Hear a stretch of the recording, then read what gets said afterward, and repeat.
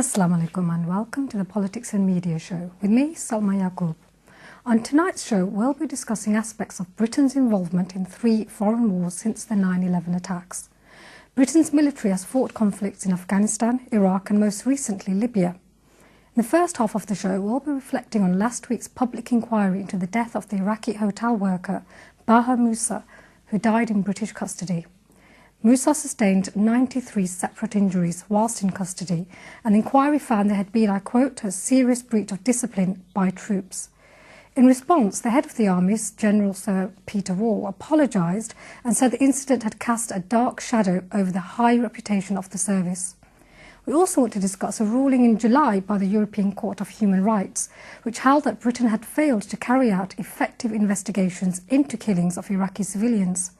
The case was brought by public interest lawyers on behalf of Iraqis who claimed that their relatives had been variously shot, raped, disappeared or tortured by British soldiers between 2003 and 2006. The ruling has opened the door to potentially hundreds of compensation claims. Before I introduce this week's guests, let's take a quick look at the issues surrounding these stories. Britain was an occupying power after its invasion of Iraq in 2003, and with that status came the responsibility to carry out investigations into the killings of Iraqi civilians. However, in July, the European Court of Human Rights ruled that the UK had failed to carry out effective investigations into the killing of civilians. By extending liability beyond the UK's territorial limits and outside Europe, the ruling will have far-reaching implications for military operations around the world. The case was brought by the Birmingham-based firm Public Interest Lawyers on behalf of Iraqis who claimed their relatives had been variously shot dead, raped, disappeared or tortured by British soldiers in the first 4 years of the Iraq War. The decision by the Strasbourg court could open the Ministry of Defence to a deluge of claims and add to the pressure for further public inquiries into the behaviour of troops in and around Basra after the 2003 invasion. One such inquiry announced its findings last week. Baha Mousa suffered shocking injuries while being held by British troops in 2003, and a public inquiry into his death was launched last year. It found that Mousa had died after suffering an appalling episode of serious gratuitous violence and a very serious breach of discipline by UK soldiers. The Prime Minister David Cameron said the 93 injuries sustained after banned interrogation methods were used were shocking and that it should never be allowed to happen again. In response, the head of the army, General Sir Peter Wall, said the shameful circumstances had cast a dark shadow over the high reputation of the service. He also said moves to introduce many of the 73 recommendations in the report were well advanced. Sir Peter added that the incident took place at a time when the army faced hostile and intense challenges, but there could be no excuses. Corporal Donald Payne became the first member of the British Armed Forces to be convicted of a war crime when he admitted inhumane treatment at a court-martial in 2007. He was jailed for a year and dismissed from the army. The army has faced claims that it attempted to cover up aspects of Mousa's death, although it's something that was denied by General Lord Dannatt, the head of the British Army, at the time when the Baha Mousa inquiry was set up in 2008. He has said that the army is open and transparent. Well, with me in the studio to discuss this is the academic and author Dr Steve Hewitt. Dr Hewitt has written the book The British War on Terror. Thank you for being on the programme today. We're also joined by retired Colonel Richard Kemp, the former commander of the British troops in Afghanistan. Thank you for coming on today. We're also joined by Sapna Malik of Leigh Solicitors, whose firm are dealing with hundreds of compensation cases from Iraqis and also represented Baha Mousa. Welcome to the programme. And finally, we have Chris Nineham with us from Stop the War Coalition. Thanks very much, Chris, for joining us. If I can turn to you first, if you don't mind. You've just seen that footage, and obviously many of our viewers will be shocked to see the extent of Baha Mousa's injury. As somebody who's from the army, what would be your response to that? Well, I was as shocked, I think, as anybody else, and I think most British soldiers who are aware of what happened will also be shocked, because it was a disgraceful episode, and one that, as the Chief of the General Staff quite rightly said, does cast a stain on the reputation of the British Army. This is an isolated case in my view. I'm not saying it's the only case, because of course it isn't, but as the report made clear, it's unusual. There are not there are not hundreds and thousands of people doing this. It's not British Army policy.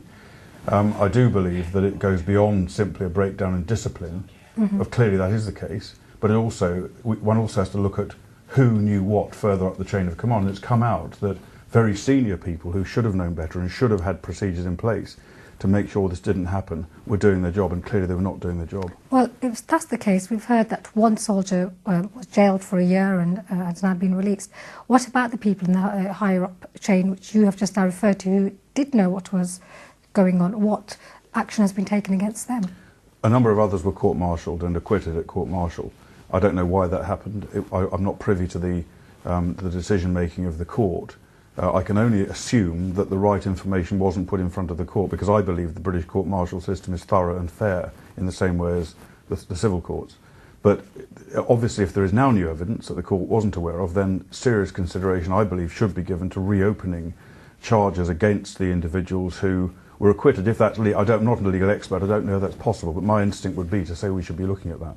Well, we do have a legal expert with us, Sapna, and you've been involved not just in this particular case, but many others. Is it true that this was an isolated incident, or is there something more systemic that's gone on?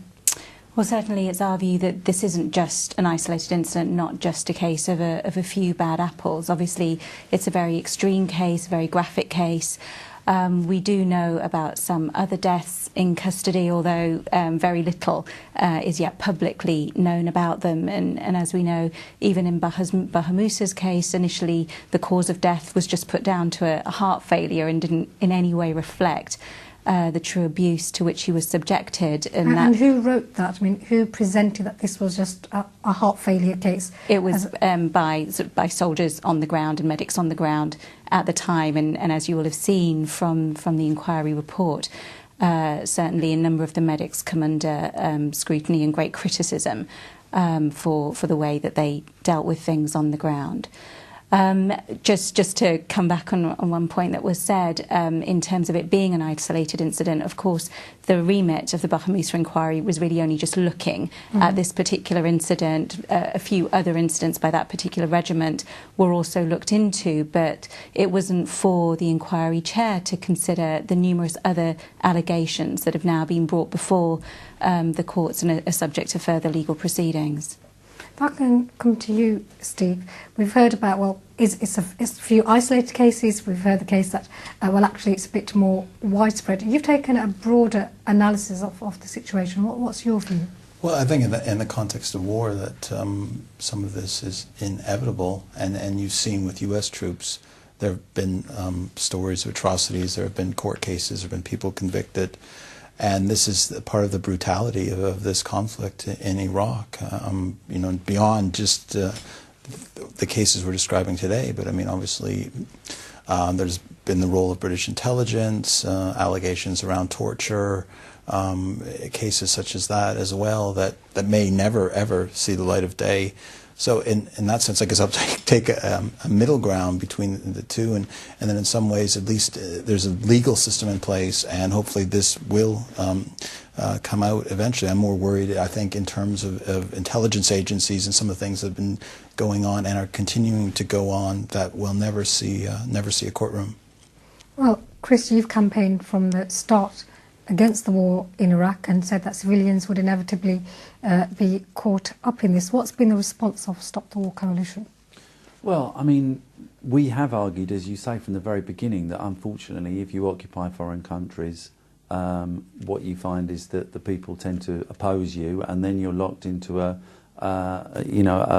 battle with the population that will inevitably lead to extreme brutality. And I mean, on the question of just how widespread these practices were, I mean, clearly we don't know, because it's been very, very hard to get the truth out. And I mean, I think that in itself tells a story that Phil Shiner and Sapna and others have spent literally years desperately battling against the attempt to cover this up, the attempt and the lies that have been put around by the military and by others. And that in itself should tell you a story. Now, the fact that there are hundreds